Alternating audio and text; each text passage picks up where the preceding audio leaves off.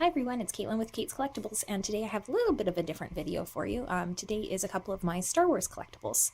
So I have been a Star Wars fan since I was about 12 years old. The first time I ever saw the movies was I was homesick from school, which didn't happen very often, and my mom borrowed the VHS tapes of the original episode 4, 5, 6 from some friends who lived up the street from us so that I had something to watch, and I fell absolutely in love with it. And then not much longer after that, 5 years or so maybe, must have been less than that even actually, they did the special editions in theater, and I got to take one of my best friends to see episode 4 in the theater, and she fell in love with it just as much as I was, so it became a really big part of both of our lives. To this day, we're really big Star Wars fans. So years and years ago, I had a big Star Wars action figure collection, Millennium Falcon, all kinds of the vintage toys, and over the years I've slowly sold off those parts of my collection, which in most cases I guess was reasonably profitable, but mostly I just didn't have the space for all that stuff anymore. Like I've said in other videos, I'm trying to kind of minimize my collection down to the very specific things so that it doesn't get overwhelming. So these are only a couple of the things I have left in my Star Wars collection. They are sort of, I guess, to me, unique items. I'm going to start with my little Salacious Crumb, kind of like Beanie Baby, because of course I grew up during the Beanie Baby craze too, so little figure guys like this became all the rage. So Salacious Crumb being Jabba the Hutt's court jester in Return of the Jedi, Episode 6. Sits at Jabba's tail and basically laughs like a crazy little monkey. They don't seem to be able to quite agree on what his coloring and stuff is when they make products of him. Like here he looks very Jim Henson Muppet like, with the look on his face and the color that they chose, and it's not terribly movie accurate, but he is a cute little figure. He's got his crazy little eyes. This is their attempt at his little beak, his ears. The hair is still in really good condition. A little bit of lint here and there. I tried to get him with my lint roller, but that's hard to do sometimes. So of course I keep, or even when I was younger, I tried to keep all the tags on things. So here you can see he is from the Star Wars Buddies line from Kenner. I'm sure they made other figures besides him. And then he's got surface washable only. He's got little pellets in him, warnings in other languages. I still have his little hook that he was hanging from attached to his head. He's got a little tail at the back there. There's his original tag, so Star Wars Buddies. So you can see it's that Power of the Force packaging coloring style that they had back in the late 90s, I believe it was, for their figures. So inside here, there's a note about joining the official Star Wars fan club. $20, 6-issue subscription. And those are the days. Send a check or a money order. You could call for credit cards. So this is like, pre-internet really being a thing. Oh, here you go. Okay, so there's the list of all the ones they made. So they made a Jawa, they made a Chewie, Max Rebo, really? Wicket, Jabba the Hutt, C-3PO, R2-D2, and Salacious Crumb. That's weird that, well, whatever. Of all the characters they could make, they went with Max Rebo. So there's his tag, which, I mean, despite its age, is in pretty good condition. Like, obviously there's some wear on the cardboard, you can see there. The little buddy himself is in really good condition. Like, I never did anything with him. I didn't particularly play with him. He just kind of sat in amongst all my stuffed toys. And he sits really nice. Like, the way they've got the pellets in his body, he actually sits kind of cute.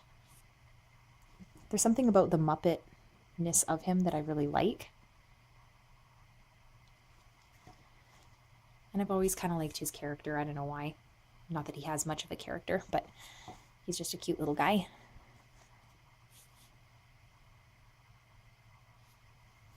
Now, I actually did join the Star Wars fan club all those years ago, and one of the things you could do if you joined the Star Wars fan club was you could send away for a special Oola and Salacious Crumb action figure set. They had a number of these sets actually that you could get strictly through the fan club from what I remember, and I used to have a lot of them, and that's where some of the, I guess, benefit to my collection was. I had Mara Jade, I had Admiral Thrawn, I think I had like the Jedi version of Princess Leia. I had a number of those figures, and they had these you cut out from the cardboard, and it had like a pop-up background for the packaging, which I did do. I didn't keep their packaging mint, but they were great figures. And so unfortunately ish now I've sold those figures off.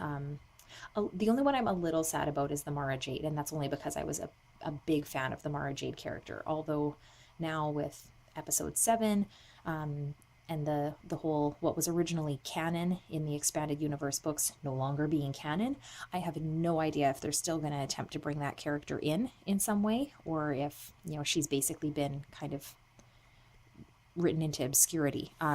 So anyway, long story short, I ended up buying this figure as well through the fan club, and the packaging on this one has definitely shown some signs of aging. You can see some creases in the cardboard, rough corners. It's not what I would call mint. I would call it, the packaging is probably good used condition, but it's far from being mint. On the back, they used to always have these, you know, you could cut out cards with like information about the characters. I obviously never did that with this one, but you can see information on Oola, her height, her homeworld, and status, and same with Salacious Crumb. You see there, they mention he's Jabba's court jester. And you can see there kind of what his coloring is supposed to be. Like, he's kind of this weird tannish, pale, pasty color with a dark beak and this reddish brown fur. And of course the other one, you know, looked pretty much orange and brown. And then there's another mention of, you know, you can join Star Wars Kids. Of course now there's the official Star Wars website, because the internet's gaining popularity at this point in time. Yeah, this was about 98, so there's some damage there. There was obviously some tape or something there, because you can see the bubbling. So these figures I have taken out of the package in the past. And you can see there, if you have any issues, you can contact Hasbro. I wonder if that number still works. So the packaging with this one's really simple. Like, you just slide them right out. And I like that they have this window space to keep them in. Really simple plastic packaging. So let's look at Salacious Crumb first here. So as we can see, let's try and get him focused.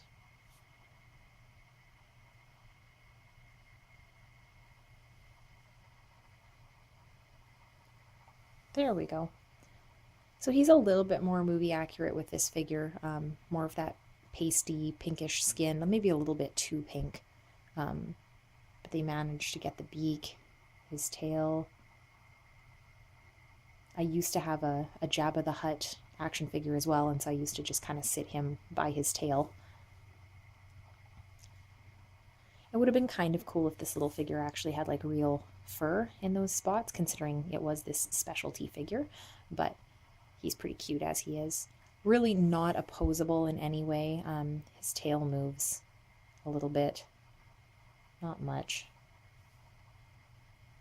You know, his arms and legs don't move because they're one solid piece.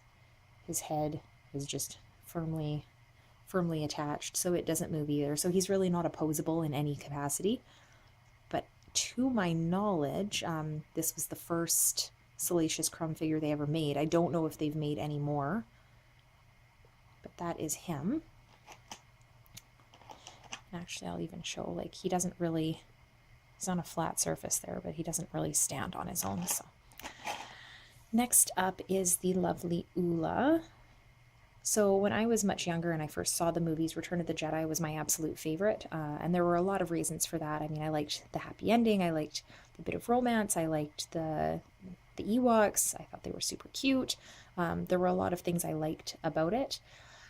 Now, watching them again, Empire is my clear favorite, but I still really love Jedi. And the Oola character was always really interesting to me. I always wanted to know more about her, like how did she become a slave, and why is she? It's unfortunate she met her end the way she did, but why is she there? What happened? So when the figure came out, again, I think this was the first attempt at an Oola figure as well. I think they did a really nice job with her. The skin tone is reasonably accurate. You can see she's a bit more green in the actual movie. Here she's got kind of a more of a muddy like yellowness to the green. However, the face I think is really well done. Around this time with a lot of the action figures, and especially the Leia figures, they just made Leia look really, really mannish for some reason. If you've ever seen the episode 4 Leia that they made, she looks super, super mannish. So I think they did a good job of keeping this figure more feminine. They did a good job with her little headdress thing. Her outfit, of course, is very skimpy and scandalous. And then they've got the bit of the chain that's attached to her that's a little bit flexible so that it doesn't break. She actually has some real fabric around the knee to ankle portion.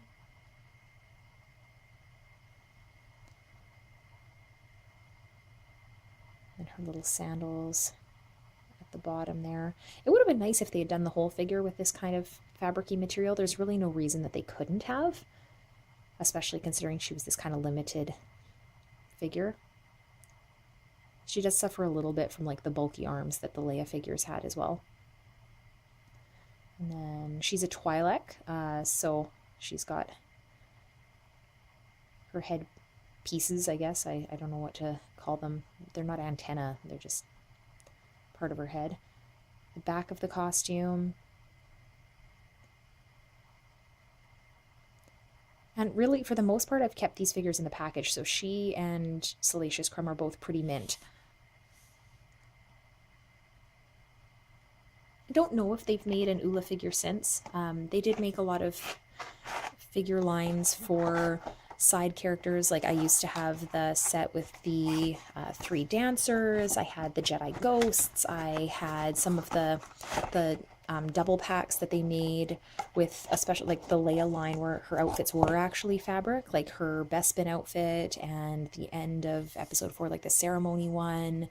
That I again, like I said, I don't have any more, but I wish they had done a little bit more fabric with this figure. However, considering this is kind of the first time they'd done something like this, I think they did a really good job.